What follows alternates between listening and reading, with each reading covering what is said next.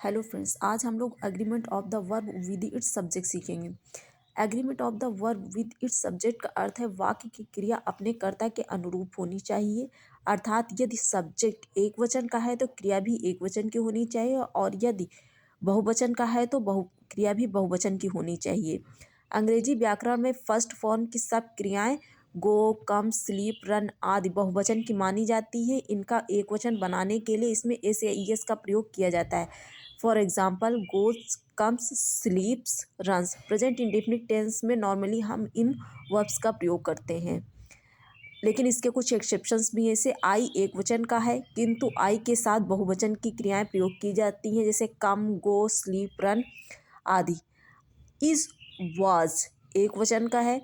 वर, are बहुवचन का है किंतु आई के साथ एम और वाज आता है।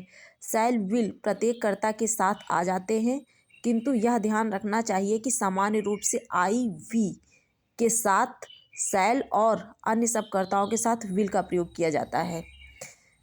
यदि किसी सेंटेंस में पर्सनल प्रोनाउन के फर्स्ट पर्सन, सेकंड पर्सन तथा थर्ड पर्सन एक साथ आए तो वाक्य में सर्वप्रथम सेकंड पर्सन, बाद में थर्ड पर्सन तथा अंत में फर्स्ट पर्सन के प्रोनाउन आते हैं। जैसे यू सेकंड पर्सन है, ही थर्ड पर्सन है और आई फर्स्ट पर्सन है।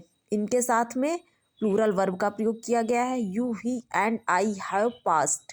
तुम, वह और मैं पास हो गए। जब दो नाउन से एक व्यक्ति का बोध हो तब क्रिया एक वचन की आएगी। My friend and benefactor has come. मेरा मित्र और शुभचिंतक आ चुके हैं। लेकिन अगर यहाँ हम बेनिफिक्टर से पहले माई लगा दें, अगर यहाँ पर कह दें my friend and my benefactor has come, तो यहाँ पर दो व्यक्ति हो जाएंगे। लेकिन अगर यहाँ माई नहीं लगाया जाएगा, my friend and benefactor has come, तो इससे एक व्यक्ति प्रकट हो रहा है कि मेरा मित्र और शुभचिंतक आ चुके हैं। अगर हम कह दें my friend and my benefactor has come, मेरा मित्र और मेरे शुभचिंतक आ चुके हैं। प्रत्येक लड़का और लड़की जैसे शब्द समूहों के साथ एक वचन की क्रिया का प्रयोग होता है। Every boy and girl was ready to work. प्रत्येक लड़का और प्रत्येक लड़की काम करने को तैयार हैं। यहाँ पर वाज का प्रयोग किया गया है। ईदर, आर, नीदर, नार के प्रयोग में वर्ब अंतिम सब्जेक्ट के अनुसार आती है। For example, either he are I am mistakes. यहाँ पर एम का प्रयोग आई के कारण हुआ है, क्योंकि इसके रूल में ही है कि अंतिम सब्जेक्ट के अनुसार आती, तो अंतिम सब्जेक्ट यहाँ पर आई है, इसलिए यहाँ पर एम का प्रयोग किया गया है। Neither you nor he is to blame. Neither you nor he, यहाँ पर इज का प्रयोग किया गया है क्योंकि अंतिम सब्जेक्ट के अनुसार वर्ब का प्रयोग किया जाता है। अंतिम सब्जेक्ट ही है, इसलिए यहाँ पर इज का प्रयोग किया गया है। A number of boys, many boys, ऐसे वाक्यांशों में बहुवचन की क्रिया का प्रयोग होगा। A number of boys were caught कॉपिंग।